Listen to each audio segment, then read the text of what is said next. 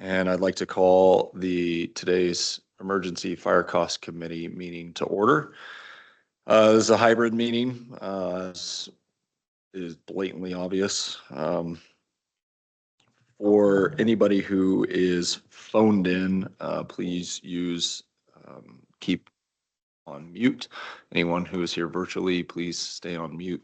You will have an opportunity at before the last agenda item to speak. If there is any public testimony. And Emily,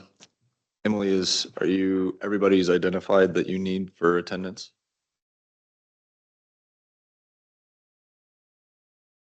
Okay. All right.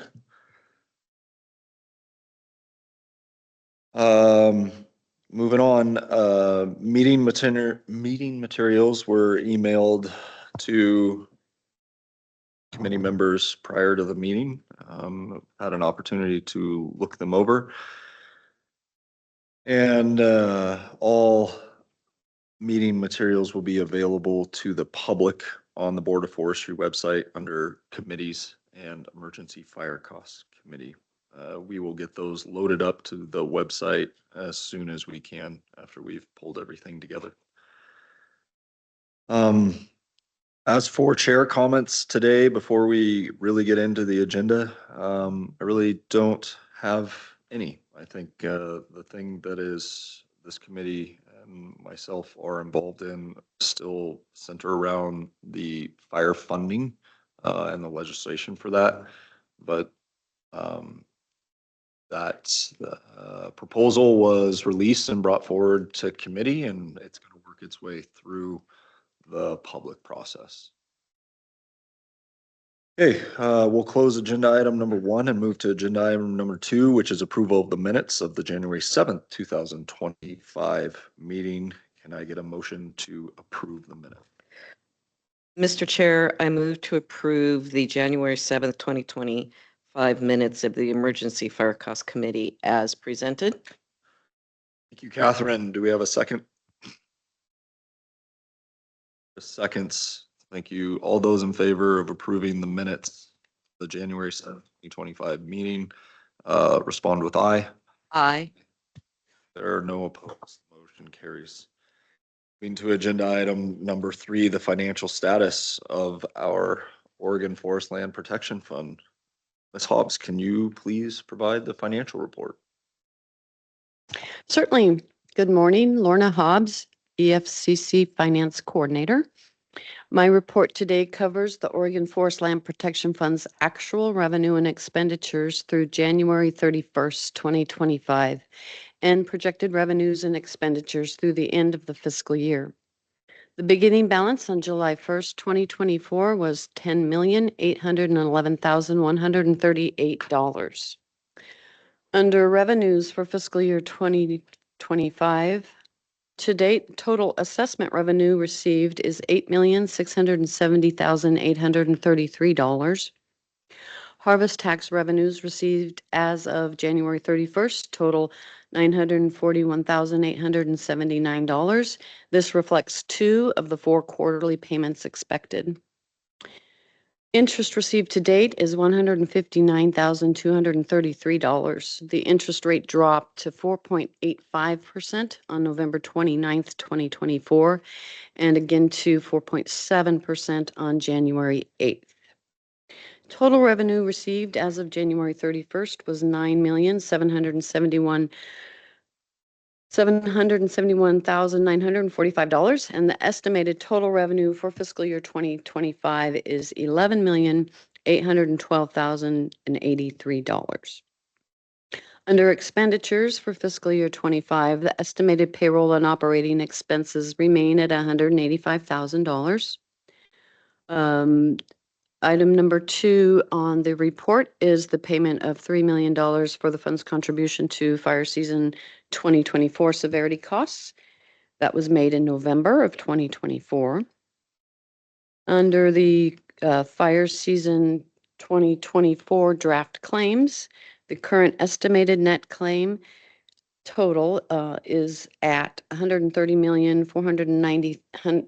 $490,517. In September of 2024, $4 million was advanced to Douglas Forest Protective Association for the Dixon Fire, and an additional $6 million was transferred to the Department of Forestry to pay for fire season expenses. Current expenditures are estimated at $13 million. I'm sorry, we paid out $13 million actual, and payroll and operating costs will be transferred to ODF in June. The fund balance as of January 31st was $7,583,084, with an estimated ending balance of $9,438,222. That is the end of my report, unless there are any questions. Any questions or comments from committee members?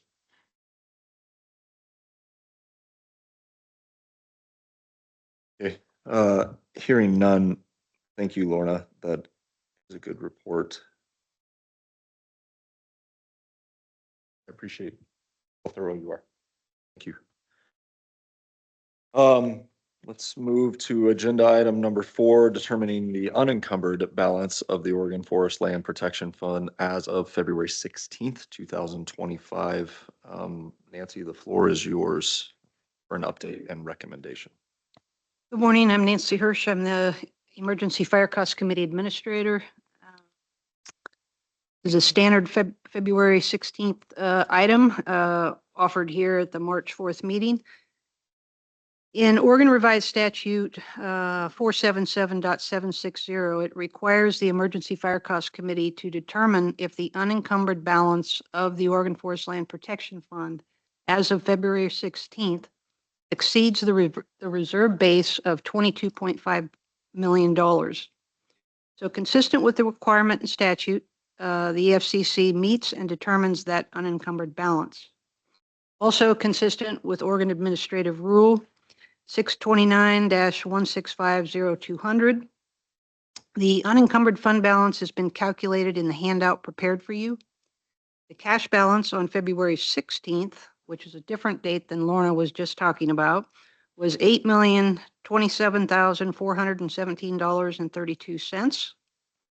We made a reduction consistent with the administrative rule for $99,221.41 for administrative expenses not yet paid through February 16th. There were no other adjustments. So this results in a February 16th, 2025 unencumbered fund balance of $7,928,195.91. This amount is obviously well below the $22.5 million reserve base, which essentially means the Oregon Forest Land Protection Fund assessments will continue consistent with current law. I recommend the committee certify the unencumbered balance of the Oregon Forest Land Protection Fund as presented. Thank you, Nancy. Any comments or questions, discussion before we look for a motion? Okay, can I get a motion to recommend as presented?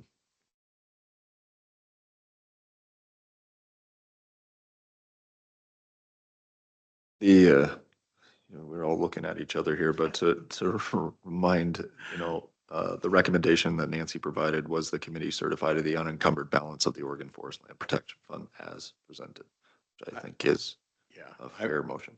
I will move that we approve the motion as clarified. Okay, thank you, Eric. Second. Thank you for the second, Catherine. All those in favor reply with aye. Aye. Aye. Okay. All have voted in favor. The motion carries. There are no opposed. Let's move forward with our business here to the insurance policy. So this is agenda item number 5.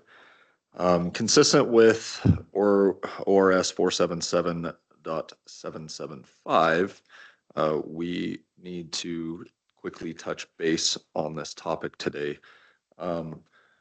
Mr. Todd Scharf, who is Senior Risk Consultant with Department of Administrative Services, was asked to provide a quick market update. He did so via email prior to the meeting. Mr. Sharf reached out to Willis Towers Watson, which is I'm going to get the term wrong here, probably the broker, something like that. Facilitator, uh,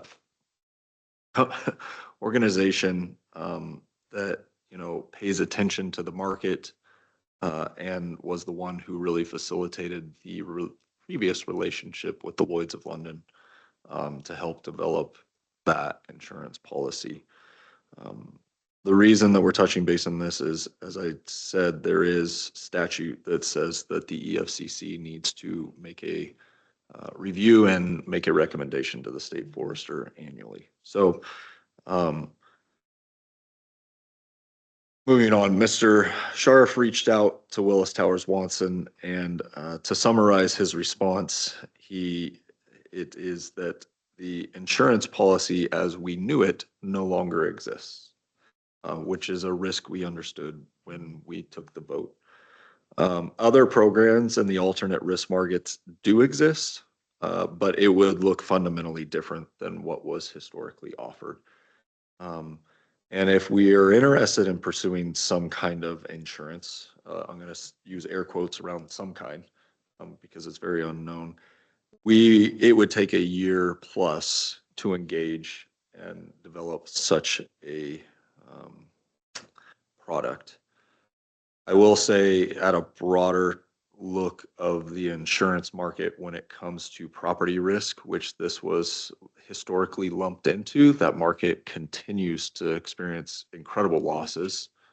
And while I am no expert, I would surmise that it would be a policy similar, if not worse than what we had been offered, and ultimately chose to turn down with premiums that were substantial.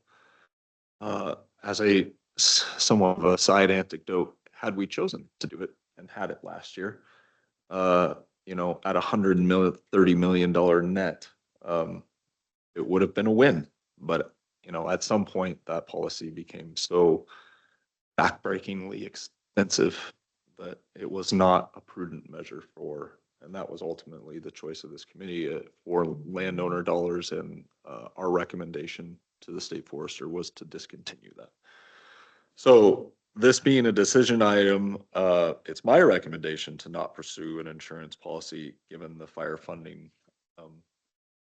Given the fire funding discussions, which should help ensure some change positive if it were to pass, and two, given the marketplace and property and casualty insurance. So I leave that on the floor, but I open it up to discussion from committee members.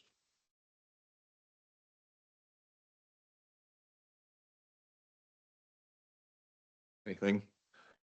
So a potential motion would be something to the effect that it's this committee's recommendation to the state forester to not pursue a insurance policy.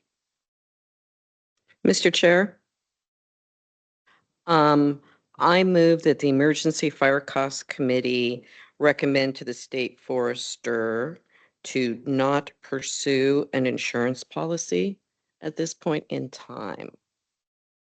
Okay, we have a motion. Do I hear a second? Okay. Motion by Catherine, a second by Chris. All those in favor respond with aye. Aye. The motion passes unanimously, and we can move on. Agenda item number 6, the weather update. I am going to look to Ron here to carry us through that, or to delegate somebody else. Thank you, Ron. Yeah, very good. For your pleasure today, we have Pete Parsons, our lead meteorologist, going to provide the weather update, as your usual presenter, Teresa Alcock, is presenting to our Northwest Compact partners at a meeting. So with that, I'm going to turn it over to you, Pete, and trust that you can share your screen and take it from here. Thank you, Ron. Teresa set me up pretty well with a presentation here. I'm going to share the screen here and hopefully you see a presentation there that says winter weather update. Do you see that okay? Yes, we do. Thank you. All right, let's go through. This is the standard format that Teresa puts together. I added a couple of graphics and coordinated with NWCC in Portland this morning. But essentially, this is what she put together, and I want to thank her for doing that. She put all this together. She couldn't be here today, but set us up for success this morning. In this briefing, we're going to look at the winter season influence on where we stand right now. We're in a very weak La Nina state. I don't think this is officially going to go down as a La Nina because, excuse me, I don't think it's going to last long enough to be officially that categorized as a La Nina, but we are in weak La Nina conditions. I'll explain a little more what that means. And we're going to be transitioning into what we call INSO neutral, which is neither La Nina or El Nino coming up in the next couple of months. We're going to do a quick check on how the temperatures have been faring and precipitation statewide, where we are right now in snow water equivalent in the mountains, and our latest drought status. Also look at NOAA's 3 months outlooks for March through May, and interestingly, May through July, quite a contrast as you'll see. And I put in some bonus monthly forecast charts that I do with analog work here, which is actually lining up very consistently with what CPC is doing right now. They also use analogs for INSO like I do, but they incorporate other factors. We'll take a look at the National Significant Fire Potential Outlook and then an overall summary. So starting off with the winter season influence, cool, INSO, neutral, or La Nina conditions, and that is, we have, oh, hold on, I made a mistake here. Let me undo this. What did I do? There we go. There we go. Over here, can you see my cursor on here? Can folks see that? Yep. You can, okay. We have cooler water here across the tropical Pacific, cooler than normal, and that is a weak La Nina. That tends to give us, over here with La Nina winters, tends to give us cooler, wetter winters. By and large, that's what we've had. We've been kind of on the edge of it because La Nina set up late. So we ended up, getting some, valley snows, some pretty big valley snows events in February because things did set up late, but we do have the above normal snowpacks as we'll see in the mountains, which is typically associated with La Nina. The temperatures have been a little cooler this year than last year. Here's last year down here in the lower left, and here's this year. So a little bit cooler temperature wise, as we would expect, because last year we had an El Nino, which tends to give you mild winters. This year, La Nina. So that's consistent. Precipitation has been above, a little greater and well above average east of the Cascades. Not so much west side. That's not exactly typical of a La Nina. Everyone is a little bit different. Here's last year, it was a little above normal, which is not exactly typical of El Nino, but we did sometimes with El Nino, you can get wet winters. We had that last year, and which was fortunate. And then we're generally having a near or above average precipitation year this year, especially south and east. So precipitation set up around the whole state. Generally, for the water year, it's been above average, especially farther south and east. Soil moisture, same story, in pretty good shape, especially as you go south and east. Looking at the snowpack, this is for the whole state. This green line here is average snowpack. We're running above average as of early March, so that's helpful in terms of setting us up to not have a bad fire season, but stand by on that. Here's where we were last year. Here's where we are this year. Little better shape this year in terms of snowpack for most areas, again, especially south and east, maybe not so much in extreme northern parts of Oregon, but overall the snowpacks are looking to be in pretty good shape. How about this on the drought check? I mean, this is a big change. There's March of 2022. intense drought across Central Oregon. It started to back off in 23. 24, we were right on the edge of drought, getting out of it, and now we're out. We're officially out of drought. We've got a little abnormally dry area up in northwest and extreme northeast Oregon, and the outlook is for no significant change in drought status through the end of May. So we're out of drought. That's a good thing. We have above normal snowpacks. That's a good thing. We've had generally near above normal precipitation. Those are all antecedent conditions that are favorable to drop the risk of the fire season. But that is no guarantee that it won't be a bad fire season. Here's the Climate Prediction Center outlook, NOAA's outlook for the 8 to 14 day period. Short term, we're bringing in a trough after a nice weekend coming up in the short term. If you're interested in the short term forecast, looks like a good weekend. Then we go into some troughing in the upper atmosphere, cool and damp conditions. And I would expect periodically to get that through April as we have this La Nina that's going to be waning. It does tend to give us and hold on to cool conditions in March and April up in the mountains. And the Climate Prediction Center shows that quite well. The temperature forecast, this is March, April, May of this year. They're calling for near to below normal temperatures in the Northwest and near to above normal precipitation. That is heavily weighted, as we're going to see, toward March and April with a flip to warmer and drier conditions in May. They're seeing it. I'm seeing it in the analogs that I use as well. May through July, look at the change. Above normal temperatures, below normal precip. So don't be lulled into thinking it won't be a bad fire season, because the antecedent conditions are favorable for that. Because if we switch into this warm, dry scenario and get some triggers, it can be a bad fire season. So, be on the lookout for that. These are some graphics that I put together, and I'm showing you these because it's month by month using some of the same analogs that Climate Prediction Center has. Top 3 analogs that I found that line up with our current INSO conditions are 1967, 2006, and 2017. Using those years, they had below normal temperatures for the month of March. This is in degrees Fahrenheit for each of Oregon's 9 climate zones, and above normal precipitation. This is in percent of average. Basically cool, wet March.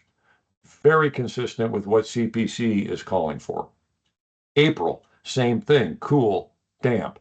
So likely holding on to our snowpacks, increasing them, likely ending up above average on snowpacks statewide, and holding that through April. All of these analogs had above average snow in the mountains at the end of April, and actually at the higher elevations, even at the end of May. Even though, look at this transition in May, warmer than normal with the same analog years, boom, just like the switch gets flipped, and drier than normal. So that actually holds on to the snow if you don't get the rain, the warm rains. So the higher elevations may hold on to the snow. Crater Lake had above average snow at the end of May in all these analog years, interestingly. But the lower elevations, like around Government Camp area, by early to mid-May had melted off from that zone. So I talked with John Bonk this morning, or actually he sent me some information from the Northwest Coordination Center, said, hey, what do you have for fires for my top analog years, 2006 and 2017? And the average fires are here, 1665. So 2006 had above average fires, 2017 below, but both of those years had above average large fires. So again, just because we're starting off with cool, damp conditions, good snowpack, does not mean we won't, that doesn't mean we're going to have an easy fire season. It's one thing to get the weather forecast right. It's a whole nother layer to try to predict what kind of fire season you're going to have. We can get the forecast perfect. Let's say my forecast I just gave you is perfect. We still don't know what kind of fire season we're going to have. That said, NIFC's significant fire potential outlook is just average right through the period right now. As things evolve, I'm sure that's going to change, but that's what they have right now because the antecedent conditions are starting off favorable. So the summary, snowpack is good, should hold well through April, and at the higher elevations may hold well through May. Precipitation so far has been good. We're out of drought, not expected to return at least through May. We'll see how that plays out if we end up going warm and dry for the summer. We are going to be transitioning from cool and damp conditions in March and April to warmer and drier conditions. Should be quite a contrast in May if these analogs play out. Analog forecasting is not a perfect science, but that is one way to look at things beyond where the dynamic models can forecast, and that's the area that I'm being asked to talk about. So that's the best we can do as of now. I will unshare this, and that is the extent of my forecast. I wish I knew how to unshare this. Let's see here.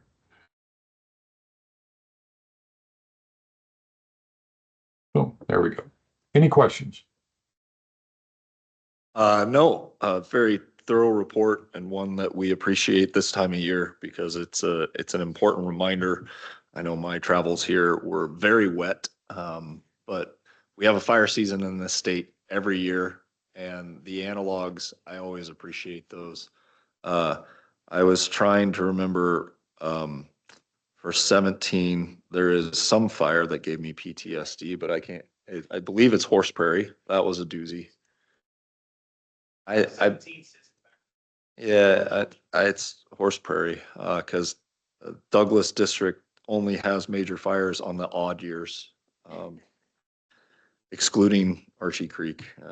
But so, thank you very much. Any questions from the committee members, comments? All right, hearing none. Mr. Parsons, thank you. Thank you. Thorough report and appreciate it. I still believe, and I'll confer with committee members, that the weather reports that TZA, the outline she's created here, kind of hit the mark, right? What we're after, and I appreciate your additions. They were informative. So we can move on to agenda item number 7, an update on the status of large fire cost collection efforts. Before you begin, Kyle, I will remind the committee, this predates my time, but it was not a standing agenda item to review this.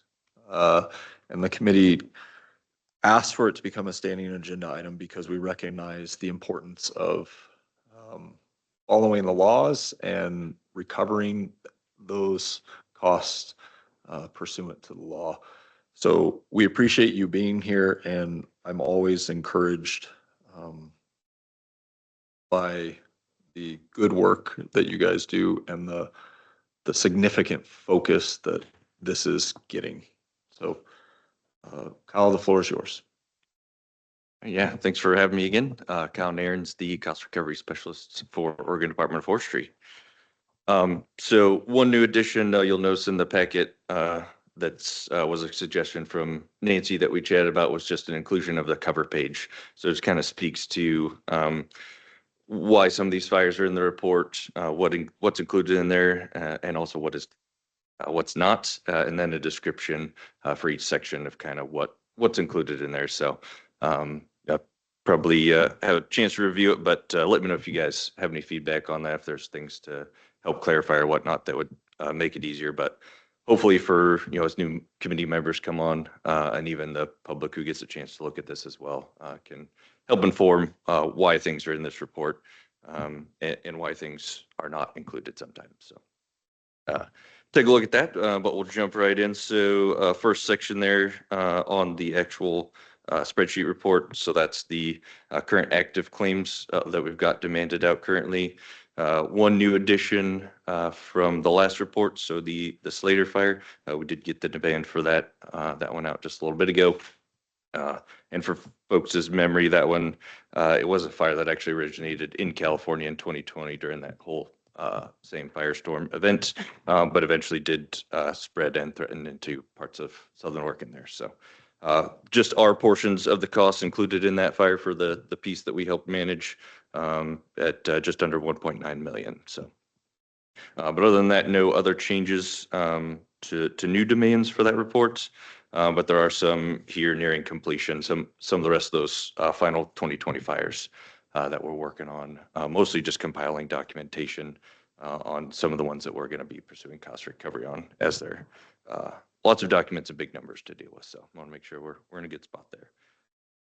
The next section down, so just our claims under long-term action. So those would be our restitution cases, anything under a payment plan, or stuff that we may defer to the Department of Revenue for collection. No major changes, pretty standard as those payments have come in, just a little over $2,000 in those payments. Some of those you'll see a pretty small amount, especially those restitution cases. Those are just court-ordered payments, and some of those individuals may still be incarcerated. So not much of an ability to make money or make payments, but we are receiving something on some of those. So. And the next section down, closed cost collection claims, just two to speak to this year. The new rock fire, the big one that we did collect on. So that was the fires you remember from a few reports ago. I misreported that we actually received money. This time I made sure we really did, and it is here. So that one has been closed and settled. And then we did close the West Campbell fire claim, which we had demanded, but then subsequently closed just last month. So other than that, no other closures, but expecting a few more here sometime soon as we're working through some of those fires in the first section there. And then again, the last section, not an all-inclusive list, but a list of larger fires that either had ODF teams, large amounts invested in from EFC, or just large amounts of public interest. So not all inclusive of our active investigations, but an idea of just some of the big fires that we're working on. And again, as context, not all of these will end up in cost collection cases. It's just kind of a status update for you all to know where some of these bigger numbers are sitting in our process. So there's a status update next to all of those as a general idea of where we're at. Again, we can't give too much detail as it is under investigation, but hopefully a good picture for you all. And then to speak to last meeting, you had asked about some of those Forest Service investigations that we're waiting on. So for the Holiday Farm fire, we did have a request that we put in not too long ago. We finally did hear back on that it was denied. It sounds like the report is not quite ready yet for release, but when it is, sounds like we will be getting a copy. So with those, it's just a similar public information request. So we'll be submitting one here probably another couple months just to keep a status update on that. So we'll keep asking and hopefully eventually get it. Did I understand correctly that the state makes a public records request to the federal government for this information so that we can pursue our portion of it? For certain fires, yes. So if in most cases, if we know early on that we have a vested interest in that fire, we can have an investigator that's on the ground with them, and then that's where we get that quicker, easier information share. But if we don't participate in the investigation side initially, we have to go through the Federal Information Act request to receive those reports. And so, but with the BLM, we do have a memorandum of understanding to more quickly share those. It's 10 days after the completion of the report, and we're working on one with the Forest Service currently to try and get that lined up. Probably just add them to the same agreement. Okay. Yeah, Hopefully streamline that. That was my second question. Thank you. That I remembered some conversations about developing an MOU so that information could flow. Yeah. There's obviously time value of money on $18 million. Waiting for it to just become a public document is could be a struggle. Yeah. Yeah, and in some of those cases as well, if we know a little earlier on if there's going to be cost recovery efforts, we can join in with them just through the master agreement of a joint cost collection. So a little more ability to get it quicker than when it may be fully publicly available. But just we stay in touch with them pretty closely on some of those cases to keep a pulse on where it's going. So. Excellent. Well, continue the good work. Comments or questions from committee members? Okay. We'll close that agenda item and move to agenda item number 8, which is in regards to the agency and business services report. So I'm going to take a moment first to welcome two new faces, our acting state forester, Ms. Skinner, and our fully vetted, hired chief of protection, Michael Curran. So uh, thank you guys for joining us. Appreciate it. And I will hand the floor over to Kate and Kyle, or Kate and whomever you decide to delegate to. I will delegate to James Short, CFO. All right, very good. Thank you. All right. Good morning, everybody. James Short, agency CFO. Ready to talk about financials with you. So as of today, the agency cash balance is at $24.6 million in the main cash account. The Oregon Forest Land Protection Fund has a balance of $8 million. And the Protection General Fund is sitting at $6.3 million. The projected cash balance for the agency at the end of the biennium is roughly $6 million at this time. Fire season. Setting the stage. Hopefully that weather I think Pete Parsons weather forecasts, hopefully, goes until August. exactly. So, so,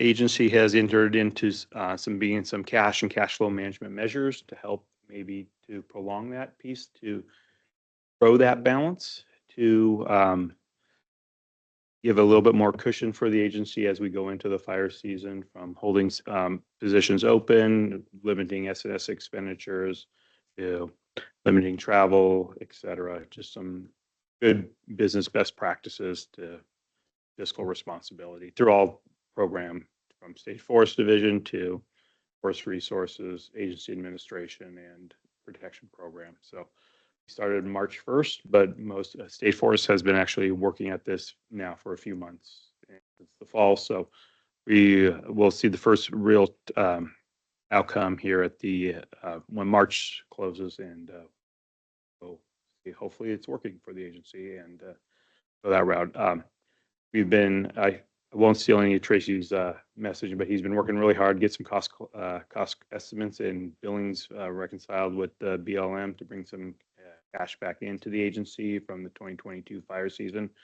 We've built out two fires from the one in South Cascade and one in Medford BLM and Southwest Oregon District here recently. So hopefully that'll bring roughly $6 million of cash into the agency. We have two more fires with the BLM in Southwest Oregon from that same fire season that roughly are totaling about $14 million.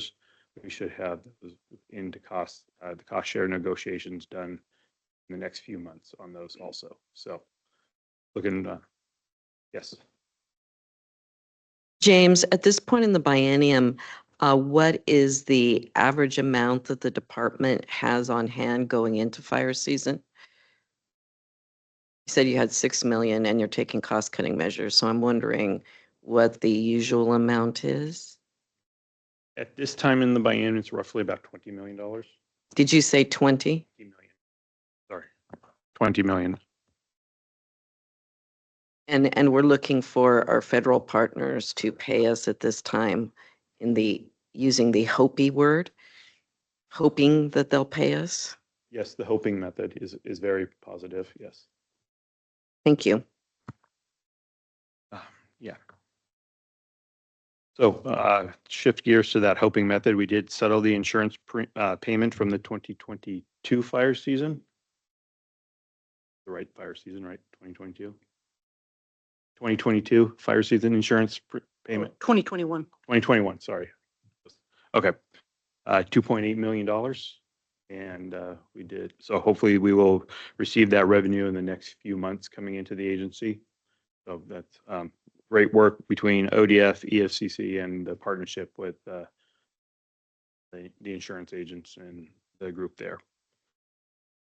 For the Oregon Forest Land Protection Fund, we have, we'll be paying back. The Oregon Forest, the agency will be sending $1.2 million back to the Oregon Forest Land Protection Fund for fiscal year 16, 17, and a partial payment for fiscal year 20. So roughly $1.2 million. That will leave roughly $500,000 owed to the Oregon Forest Land Protection Fund for fiscal year 20 and $500,000 for fiscal year 23.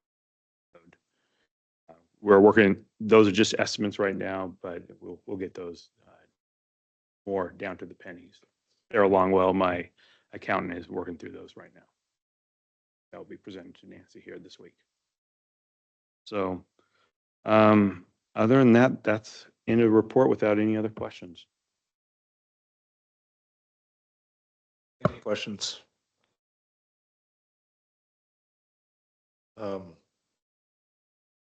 Thank you, James. I'll hand it back to Kate or Kyle. Anybody also would probably appreciate anything you want to share in regards to the Fire 35 conversations and how that's moving through. Maybe that and the broader legislative setting. So before I do that, I finally settled my thoughts listening to James, and I will, for the record, say it is unfortunate that a system has been built that puts the burden of cash flow from large fires on one agency, and that will compete with your ability to get your mission done. Right, holding back on important hirings, everything that's needed that shouldn't be entirely your burden to bear. So maybe that's a good lead into the Fire 35 conversation, but thank you for your work, James, and frankly, for the entire agency that's kind of taken this on the chin when it shouldn't necessarily be yours to take on the chin. But I'd like to second that. And that's the reason why I asked what we usually had and what we had it this year. And that's just unfortunate that the agency has to do these measures in order to just operate when we're heading into another fire season. And so I would hope that this state could do better in the future. And I'll leave it at that. Before we jump in, actually, I see Tracy's up, and we continue with the financials, and I know Tracy has a report. So, yeah, thank you, Chair. Appreciate it. Trace Rolson, Protection Finance Unit Manager, ODF. Just kind of taking on the James's conversation there, and he kind of left the door open for me a little bit before I get into severity and FEMA and strategic investments.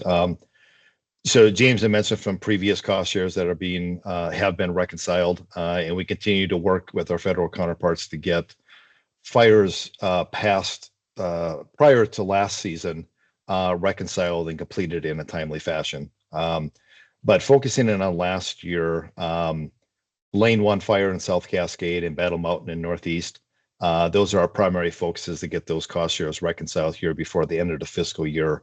Because those are roughly $70 million, roughly 3/4 of the revenue we anticipated to receive from our federal counterparts dealing with those cost share fires. So we are working diligently in communication with our federal counterparts. It was mentioned there are potential tripping points as we move along with federal changes and staffing levels. But at this point, Oregon looks like we're holding fairly solid with being able to meet our goal and plans with our federal counterparts to get those reconciled and revenue received. Likewise with our billings for purely federal fires, where we provided assistance. We continue to work on that, and actually Kay, DBM, District Business Manager from Northeast Oregon, just let me know this, she billed out $2 million yesterday.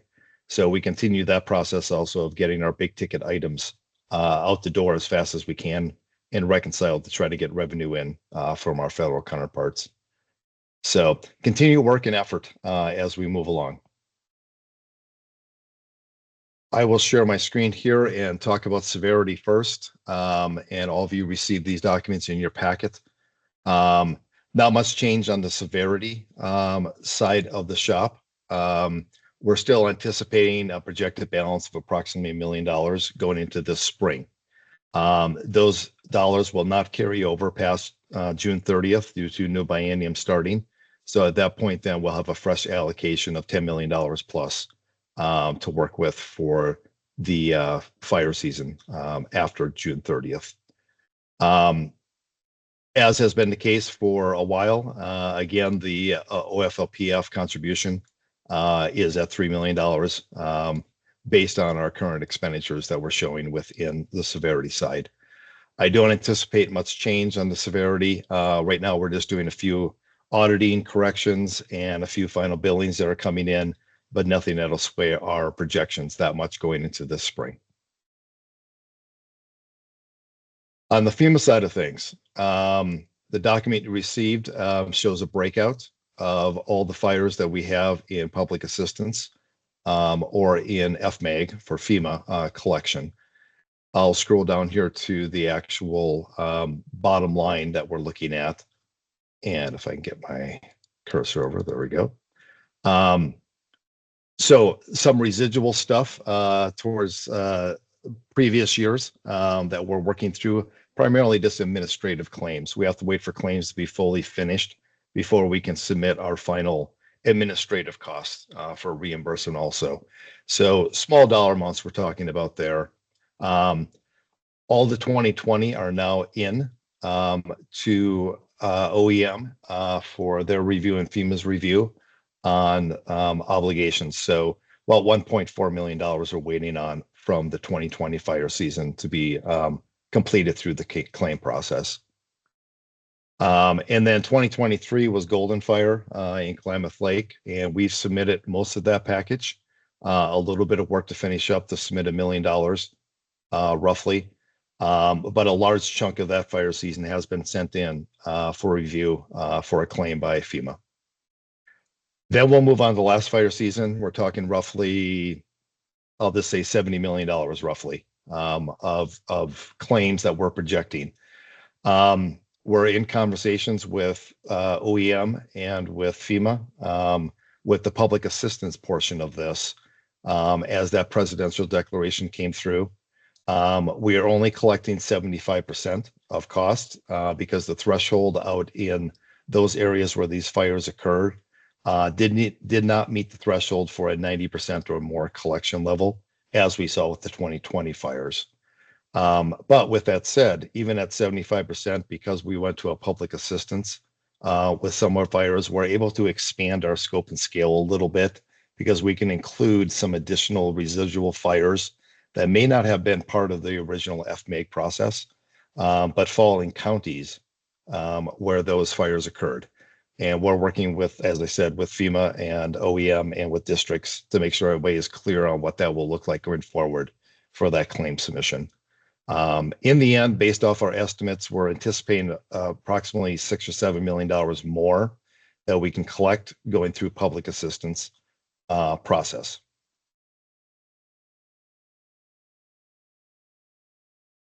I'll pause there on the FEMA if there's any questions from the group.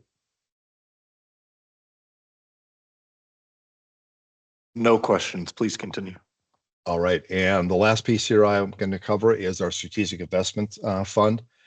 So currently, actual spent is $755,878. Remaining project balance is $763,497.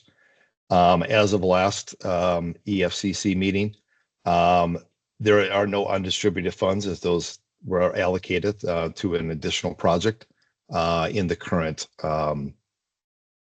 project that we're working through. The detail you'll see here again gives us our funds approved, our actual spent. Pending expenditures is always kind of hard to pinpoint, but at this point, I'm not aware of any pending that have not been put into the system. Further, again, the remaining project balance of $763,497. And then each area completed their portion here that gives a brief synopsis of every project and where it currently stands in the process of their completion of this. I would hope, and again, we continue to urge our districts to move along with these projects as fast as possible to try to have these wrapped up hopefully by the end of the year. And more information coming on that as we get through spring here and where we're currently standing. End of report. Thank you for that. We're going to have a little bit more on strategic investments here in a moment. I do, as we look at the financials, which are very important, I think it's just important to remind, at least for the record, that the $1.5 million that were contributed towards these investments in basically early detection or rapid suppression are landowners' dollars from across this state.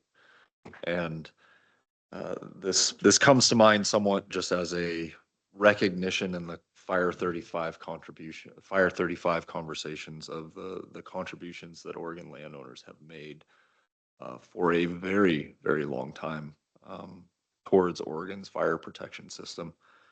And the 1.5 million is just from 2020.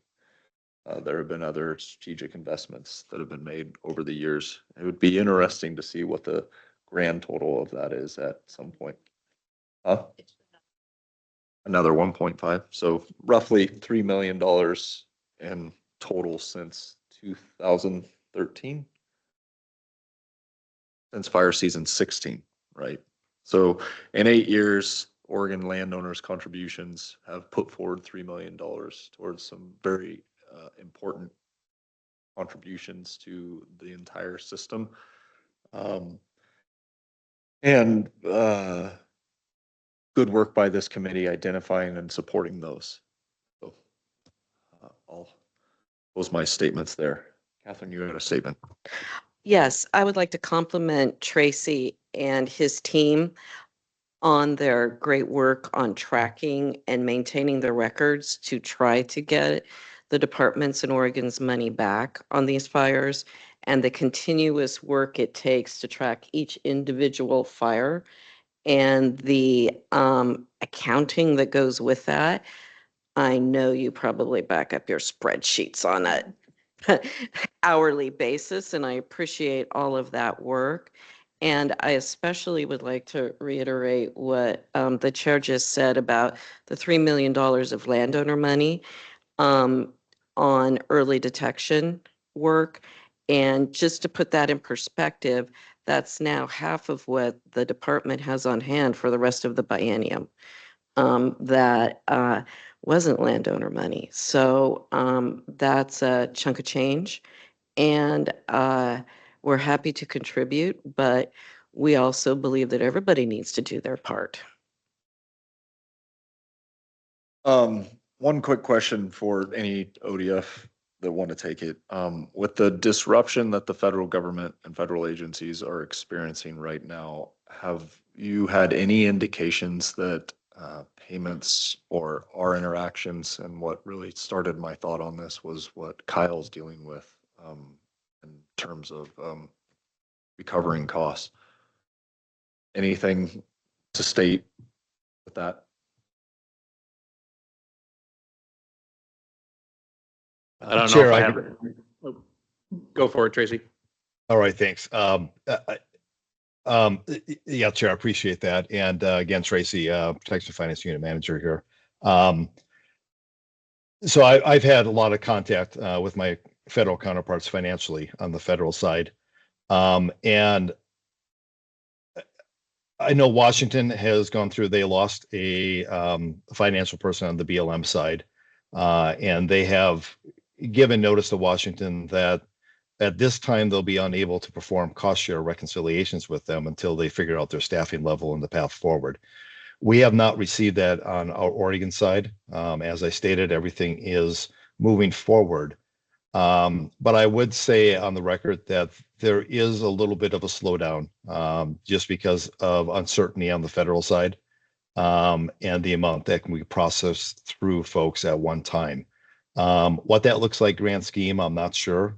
Time will tell as we move along with this, but I have not received any indication that payments won't be paid when we send in for fire billings and things like that. So I think for now, status quo, and we'll keep our fingers crossed it stays at that point. Okay, thank you. That's right at the level I was looking for. So that's good to hear. Okay, now, if I may, circle back to Kate. Floor is yours. All right, thank you. For those on screen, it's Kate Skinner, State Forester. I'll start out and then I'm gonna turn it over to Kyle to really dig into the wildfire funding work group. As far as the legislative session, lots going on down there, of course. And so I'm gonna boil it down to just a couple topics for us. One is the hazard map. I think everybody's seen and heard and read and thought about that.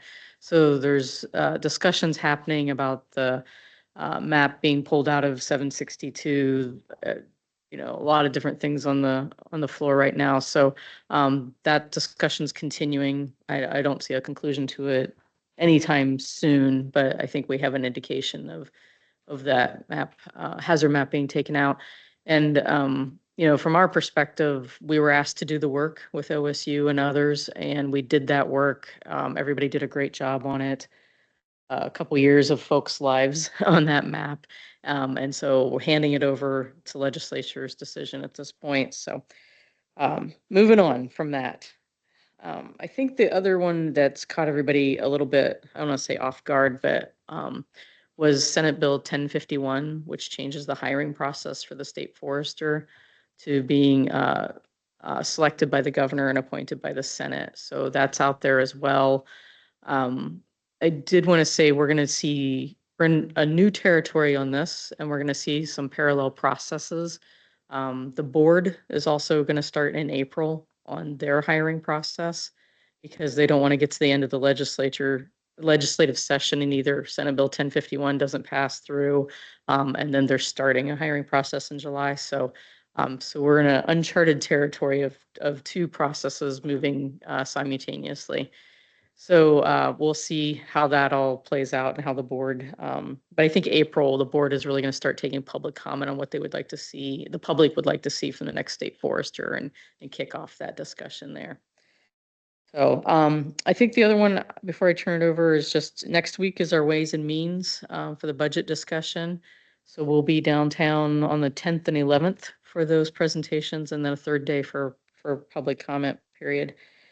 Of course, there's a lot more happening on private forest accord, funding conversations, as well as state forest and a couple bills that have popped up there. But those are the big ones other than the wildfire work group. So I'll turn it over to Kyle to finish that up, unless there's any questions for me. No, but one follow-up comment, and I appreciate your statement about the hazard map and just a reminder that you were directed to do that. And the agency did the best they can with it, and what has become of it, and perhaps the social or political football really should not be cast upon the agency. I just want to reiterate that for the record.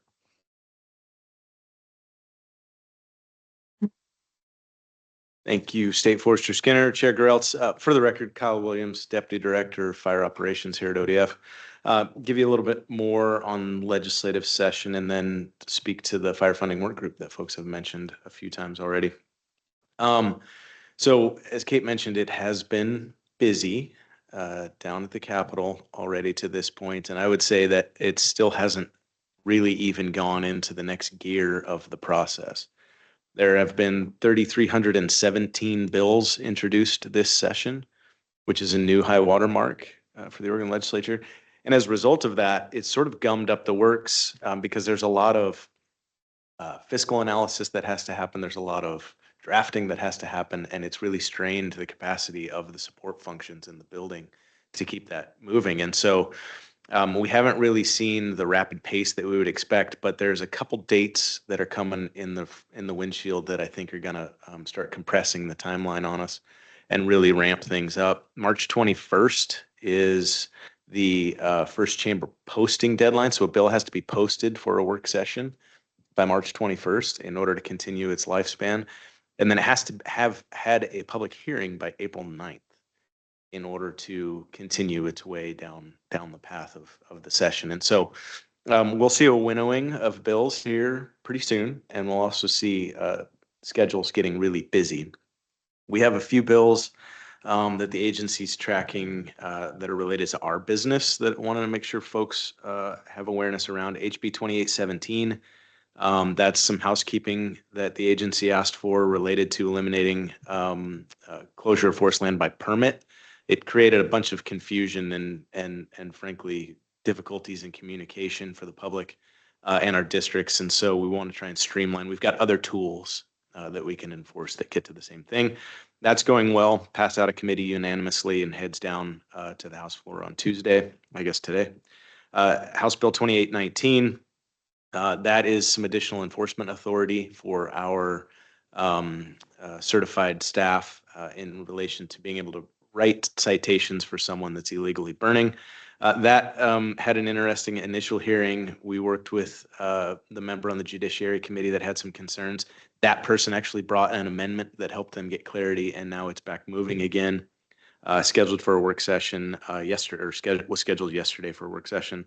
And then Senate Bill 494, which asked the Department of Administrative Services to do a study on class and compensation for forestry and wildland fire positions in state government. It's all kind of a foundational grounding around compensation for firefighters. And if the agency was ever to move forward in terms of being able to piece together some more permanent employment for our folks, that would be a really important grounding piece of work for us to do that in the future. There's some other, Kate mentioned 1051. There's lots of other kind of wildfire funding adjacent ideas that I'll spare you as I move towards the work of the wildfire funding work group that was initiated by a budget note. We've talked about this previously, work that started last summer and was ongoing up and through last week. I think we had another meeting of a subgroup to talk about a component of it. All of the work is culminating into a presentation tomorrow morning at 8 o'clock in front of the Ways and Means Subcommittee of Public Safety. So 8 o'clock tomorrow morning, and then again 3 o'clock Thursday afternoon. Myself and Travis Medema from the Oregon State Fire Marshal's Office, Doug Graff from the Governor's Office are going to present kind of the final 6 ideas for sustainable wildfire funding that group's work has produced. That'll be one component of what we hope turns into legislative action that addresses once and probably not for all, but at least in significant way, how this state is going to invest in our wildfire response, all three: suppression, community adaptation, and resilient landscapes. So those 6 ideas kind of get some big bucket funding options on the table. There will be other components of the conversation around creating affordability in the rates that ODF charges to our landowners. That's a really important principle that ODF has had in the conversations, and we anticipate being a component of a bill. And then some kind of a conversation around long-term getting to the agency's ability to cash flow those not just net fire costs, but the gross fire costs that we saw from this last summer compromise our ability to do work in so many other ways, and appreciated the comments by the committee members earlier on how that strains the agency. And it's not just the fire protection division, as we've been talking about here today. When we get into these cash saving measures to ensure the agency is whole, that impacts our other divisions and the work that they're doing as well. Those are not just protection dollars necessarily. And then when you expand even further on our challenges, there are other states, as you can see that bullseye on kind of that Four Corners region, anticipating a challenging spring, early summer for them from a fire perspective. Our friends in the Carolinas who are right now dealing with some significant wildfires, they will be asking us for help. And our ability to be able to provide that help is contingent on us being able to keep the lights on around here. And so those are all plates that are spinning for us at the moment. That brings me back to the importance of this work for the wildfire funding work group, and just this next phase. So we get into these presentations tomorrow and the next day, and it's a kind of the official handing of the baton to the legislative body. It's that work group has done their job to identify options. We will then hand that to the legislators and anticipate leadership coming from our 4 ex officio members. On the House side, Representative Lively and Representative Levy, Bobby Levy, important, not Emerson, but Bobby Levy from Northeast Oregon. And then on the Senate side, Senator Girard and Senator Golden. We really expect that those folks are going to craft sort of one bill that captures those 3 components I talked about. And are really hopeful that through both our support to that wildfire funding group members and then just the legislators themselves, we get to a positive outcome by the end of June that says we know how we're going to fund some of these big ticket items. We can provide some rate relief to Oregon's landowners and ratepayers. And we have a plan for the next time fire season exceeds what our agency's capacity is. So we will see. Those will all be, that bill, anticipating there will be a bill, will be subject to those same deadlines that I talked about. But definitely expect to see a conversation take shape over the next couple of weeks related to this work. So looking forward to it. Any questions on that? Any members, questions? No, very thorough. Thank you to both. With that, we can move on to agenda item number 9, the Protection Division. Okay. Mr. Curran, welcome. Thank you. Floor is yours. Okay. Well, thank you for the introduction. So for the record, Michael Curran, I'm the new Fire Protection Division Chief. As of yesterday, officially in 1 month on the job. So I'd classify it as it's going good. Definitely an interesting time to start with the legislative session underway and just everything we have tied up into it. I always feel like every conversation I've been in the past month, I know about 70% of what I need to know, and I'm scrambling to find the other 30%. So I feel behind the curve a bit, but I'm working hard to try to get up to speed with everything and got good staff to help me out there. So just maybe a little background on myself, and I can kind of cover some high level topics, and then I'll kick it over to Ron on the 4 items for the division report that are identified. This will be my 20th fire season that we're going into. Started with the department right out of high school on an engine out of the Sweet Home ODF office, and have been able to work my way up through the ranks over the years. Most recently, I was the district forester out of the West Oregon district, based out of Philomath. I was there for about 5 years before I was able to move up here. So got quite a bit of a varied experience across the agency, across all of our programs, which has served me well. So looking forward to the new role and getting to know and work with all of you. So just kind of some high level items that are kind of going on behind the scenes. Kyle and Kate and I got to meet with the new Region 6 Fire and Aviation Director with the Forest Service yesterday. I'd classify it as a really good meeting with him, Shane Jeffries. Obviously a big topic of discussion is where the Forest Service is going to be come this fire season with staffing. I'd put it as a very optimistic tone that he had, that he was really confident that they'll have all their fire staff on board come July 1st. Some of their start dates will be delayed, but he had a very optimistic tone with us that they'll be in a good spot come this fire season when it comes to their actual fire positions that they have.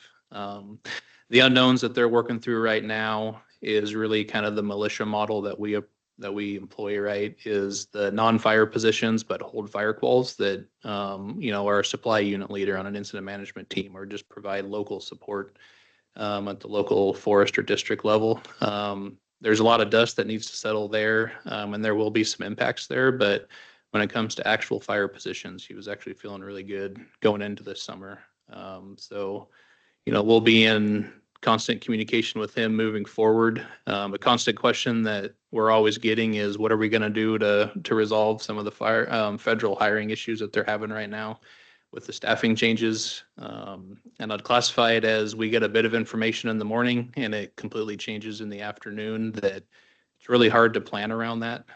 So for us, we're kind of taking that approach of making sure that we're staying in constant communication with them to make sure we are up to speed with the best information at that time. But we really got to wait till the dust settles a little bit as we get further into the spring to really know what that full impact is going to be. But I'm actually feeling a little better about it just after our conversation with Shane yesterday, and we're going to continue those conversations moving forward.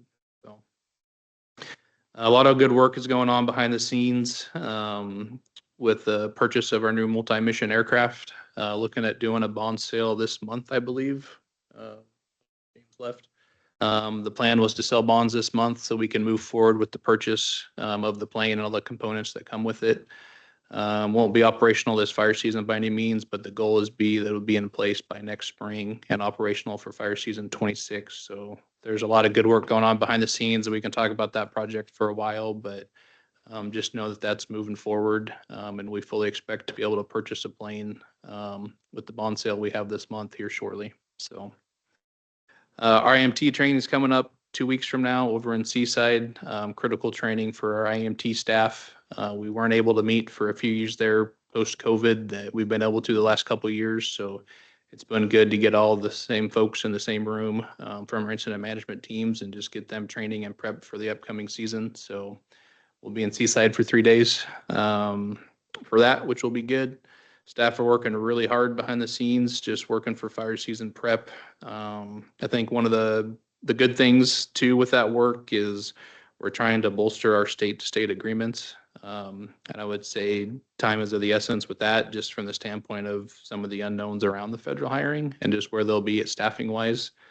So we're looking at adding more states to have agreements with. Ones in particulars we're working with are North and South Dakota, Utah, and Rhode Island, of all places. So that'll kind of add to our growing list of agreements we have. And, Ron and I actually spoke yesterday, and the goal is to still continue to try working on those as much as we can to add more to the list. So, which will be good. And, Kyle touched on this a little bit, but we are starting to get some requests for other states to assist them. New Mexico hinted at potentially needing some help here in the next 2 or 3 weeks.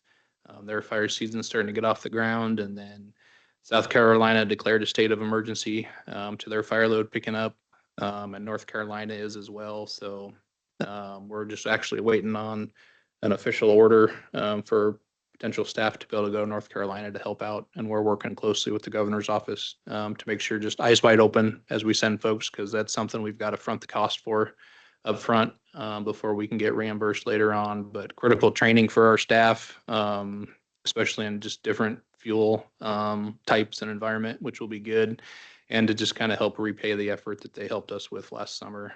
North Carolina in particular sent an incident management team our way in conjunction with Florida to help on the Lane 1 fire that was actually critical for us because we could focus on other fires with our ODF incident management teams at the time, just with the number of fires on the landscape. So we should know here shortly if we'll be sending folks. But in my eyes, it's a good thing, even given some of the financial constraints we're working through, because staff will get more training and more experience and just be able to repay the effort with our partners. So with that, I'm going to hand it over to Ron, and he can address topics on the agenda. So thanks for the time. Yeah, thank you. Before you take the floor, Ron, any questions or comments from committee members?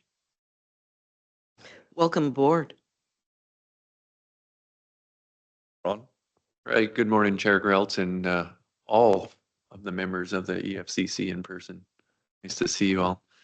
For the record, Ron Graham, I serve as the Deputy Chief of Operations in the Fire Protection Division. I'll give you a little update on where we're at with the BLM Western Oregon Operating Plan, our ODF Incident Management Team GeoBoard, our Severity Resource Plan, and then close it with strategic investment success stories.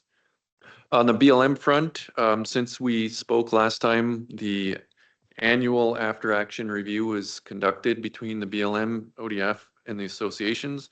Well attended by a lot of people other than myself. I was out sick, so didn't get the pleasure in dealing with that. But bottom line is, staff on both sides have identified some issues. Next step is, what do you do with those issues and lessons learned and make improvements going forward for 2025.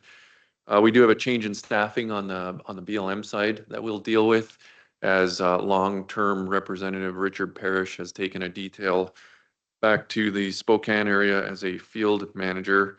Larry Guillory will be stepping in behind him. I don't expect a huge or any change at all, really, in the relationship and how we deal with the BLM in the Western Oregon operating plan. Back to kind of the AER, I think one of the unfortunate key findings is just due to that timely delay of implementing the new operating plan, there was a lot of unfamiliarity with the changes in some processes and things like that. So I think, as always, when you find yourself in that situation, it catches people off guard. And so some of that should be pretty standard improvement for 2025. And then we're at that time of the year where we're working on the second reimbursement invoice for this current fiscal year. That should be somewhere in the, $4 to $5 million range, I would expect. So hopefully we can get a quick turnaround on that. We'll see, given our cash flow. For the ODF Geo Board, we filled all of our vacant positions for representation to the Geo Board. We seek representation from all the agencies, divisions, and programs across everything so that we have complete representation.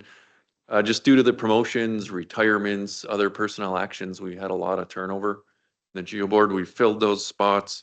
We moved to a quarterly meeting schedule. Our next quarterly meeting will likely kind of discuss what's the future of the Geo Board. Do we continue as is? Do we look at as more of a task group and stand up, sunset as needed? And then, as mentioned, our incident management team training. We feel really fortunate for the support from the agency to move forward with that in person. Our federal partners are doing theirs virtually.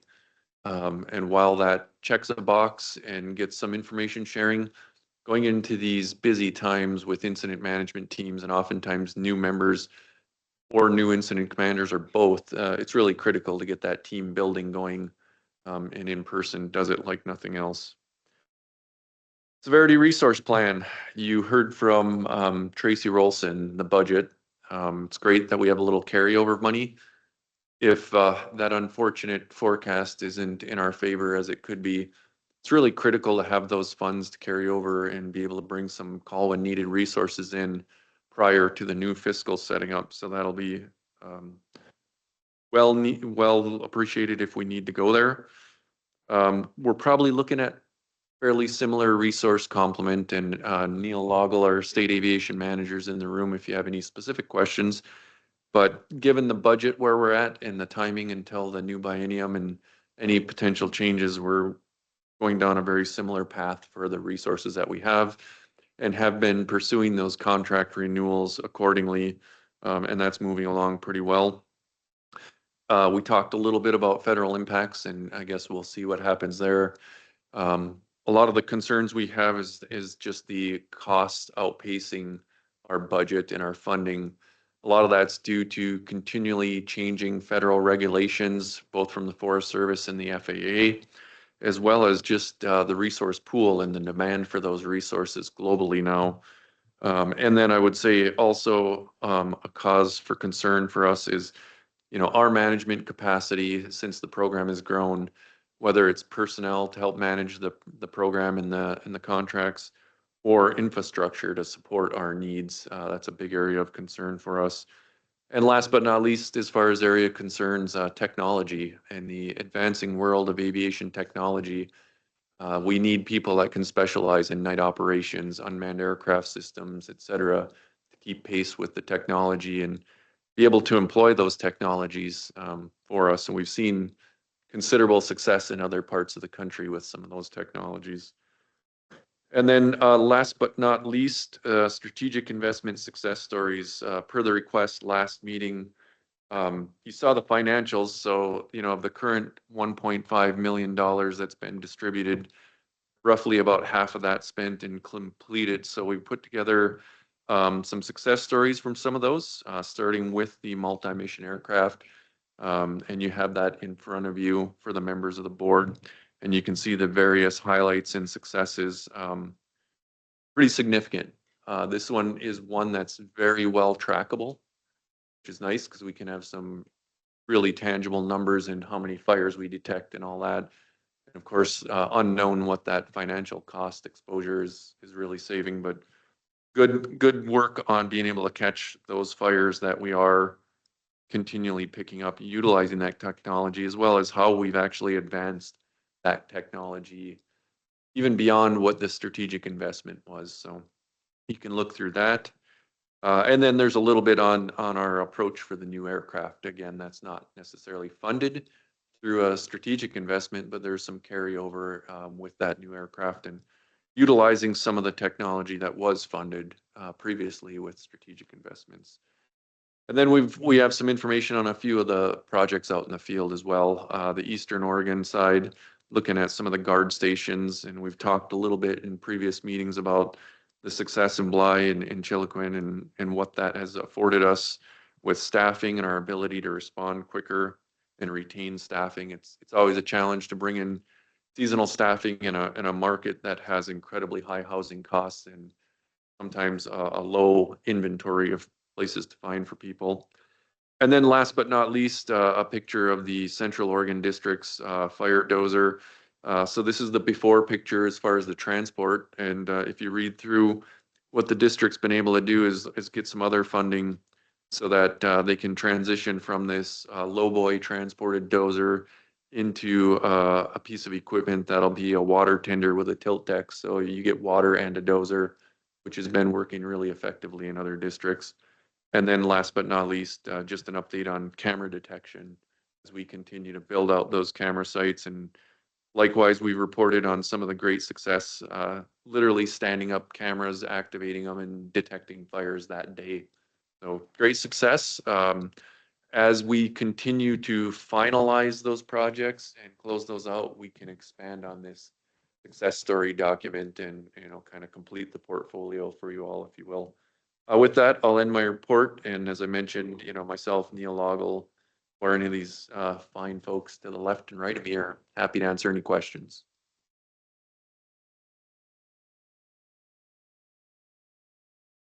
Committee members. No, thorough report from both. Yeah, thank you.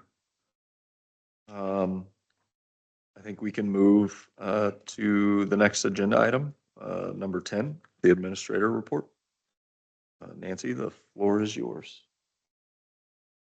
Okay, Nancy Hirsch, Emergency Fire Cost Committee Administrator. Probably just add to a little bit what James shared with the committee about the reconciliation work that his staff is picked up on, and we definitely appreciate that, as when we get those dollars returned, we can, as you know, earn interest on those dollars in the Oregon Forest Land Protection Fund. Recognizing that it does take several years or fiscal years to get to that place where you can have that reconciliation on the large fire costs, the severity category, and much of our transfers occur based on estimates. And so that's why we have the need to reconcile. So I'll be tracking closely and reporting back to you as we actually see those monies get dropped back to your fund. The other topic I had was just the audit schedule. I did send out to the chair and to Catherine. I figured if you guys were not going to be around, you probably wouldn't want to join those audits, but you're more than welcome. If you want, I will send it to you. But for right now, we'll wait and see what happens tomorrow at the Board of Forestry meeting and what we do there relative to getting other members engaged. So I think that's it until we take on this membership recognition piece. Brennan? Sure. So this will be one of the closing topics we consider, but for those of you unaware, this will be the last meeting for Chris Johnson, who is retiring, and Eric Lease, who is up for reappointment, but has chosen to not seek reappointment for all very good reasons. And the March Board of Forestry consent agenda, which should take place tomorrow, will sometime this week, but will put forward 2 new members to replace the upcoming vacancies. So Nancy and I were anticipating these vacancies in late 2024, and so we initiated the membership solicitation process in line with the committee's adopted policies and statutes that were recently adopted last year at some time. Just for the record, that recruitment process and solicitation are designed to be very inclusive and very comprehensive, broad-reaching across a variety of groups and interested parties, but still meet the statutory requirements that this committee is beholden to. So an effort was made to distribute to groups such as all of the forest protective associations, the district foresters and their contacts and relationships with people, OSWA, Oregon Tree Farm System, Committee for Family Forest Lands, and many others, right? The vacancies that we have will be an east side vacancy and somewhat Northwest Oregon, but Catherine also covers Northwest Oregon. So it would be more, Eric's position will be kind of a at-large position, can come from any of the 3 districts.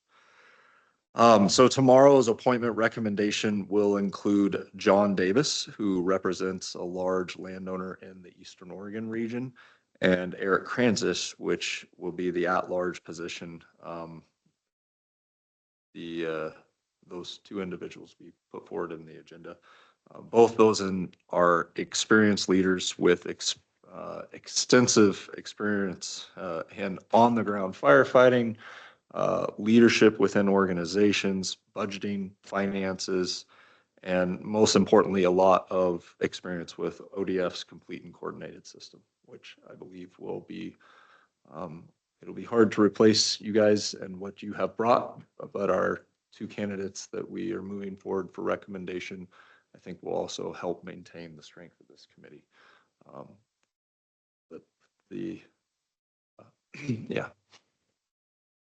So that's the update on the replacement. And at this time, I'd ask Nancy to highlight some of the members, some of the accomplishments that this committee has taken on while you 2 have been members, which is noteworthy amount. Great, thanks. Appreciate you guys being here today in person.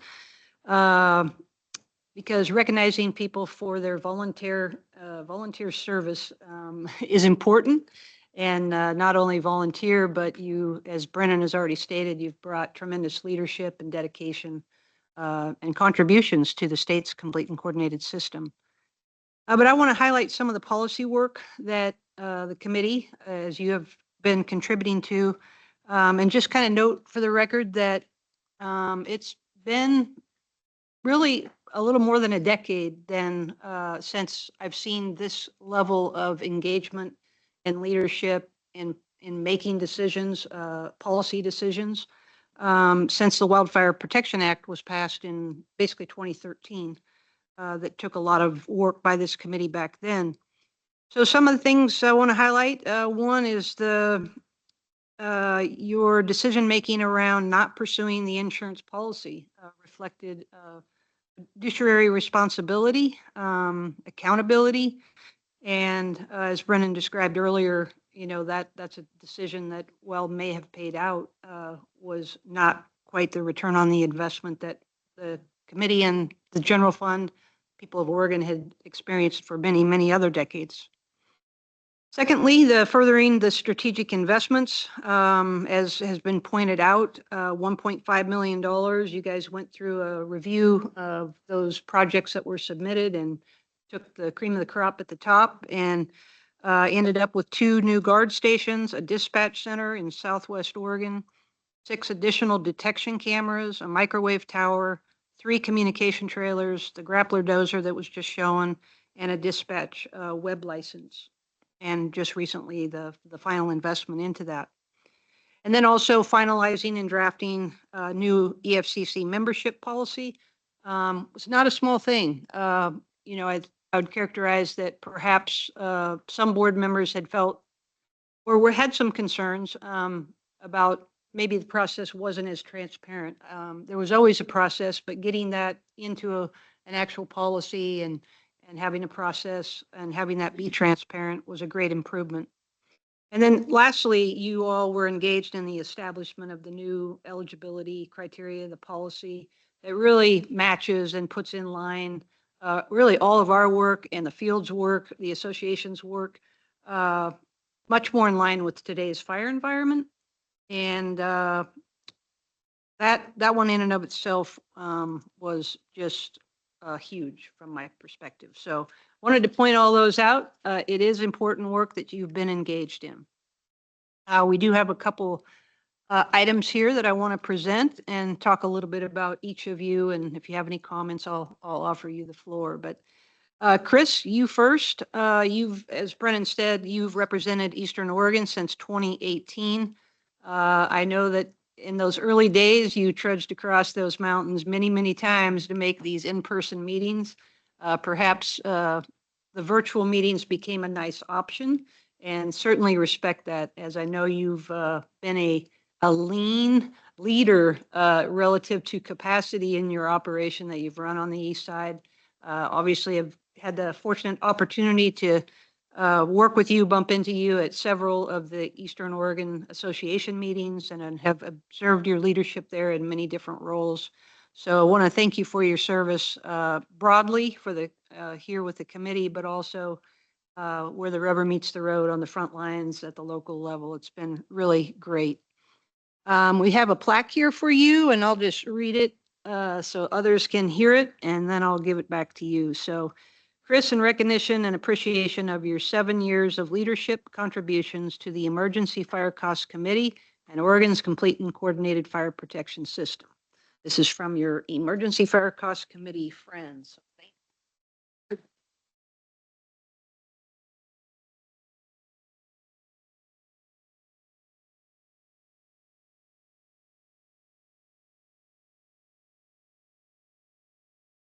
If you're lucky enough to receive one of these, there's a local person that's done this kind of work, making these plaques and apparently name tags even for the legislature. That's pretty cool. So moving on to Eric. It's great to have Eric's leadership representing Northwest Oregon area since September of 2021. I know you have combed through many times minutes with attention to detail. And I know the scope of your work is vast and far and wide. And so your willingness to serve on this committee and to have that attention to detail was greatly appreciated. And I also know you've had great contribution and engagement in some of the other wildfire funding efforts. So you two will be missed. I want to recognize you for those contributions and have basically the similar plaque. And I'll read that again. In recognition and appreciation for your 4 years of leadership contributions to the Emergency Fire Costs Committee and the Complete and Coordinated Fire Protection System from your Emergency Fire Costs Committee friends. So pretty cool to be able to share this and really understand what it means, your level of commitment, and really the contribution to that statewide system locally and then at a policy level statewide. So thank you.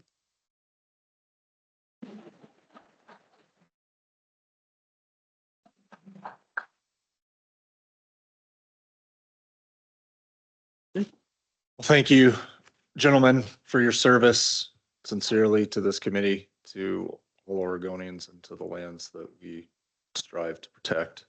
Thank you, Nancy, for those kind words to the committee members. I felt that it was more appropriate for Nancy to provide that than continuing to listen to me drone on. So with that, we'll close agenda item number 10 and move to agenda item number 11, public comment, good for the order. We'll pause for a very short 15 seconds. If any members of the public wish to speak, please use the raise your hand function or come off mute.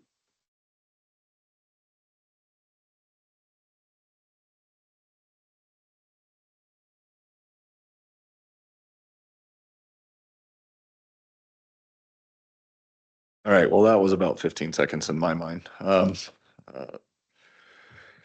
So the next quarterly EFCC meeting will be on Tuesday, June 3rd. The Board of Forestry meets on June 4th and 6th. I will add that we hopefully, if approved by the board, will be joined by 2 new members at that time. And it will, we'll move forward with a different makeup of the committee. If members of the committee concur, we will close the meeting. All right, very good. So today's EFCC meeting will adjourn at 11:35. Thank you for your time and commitment.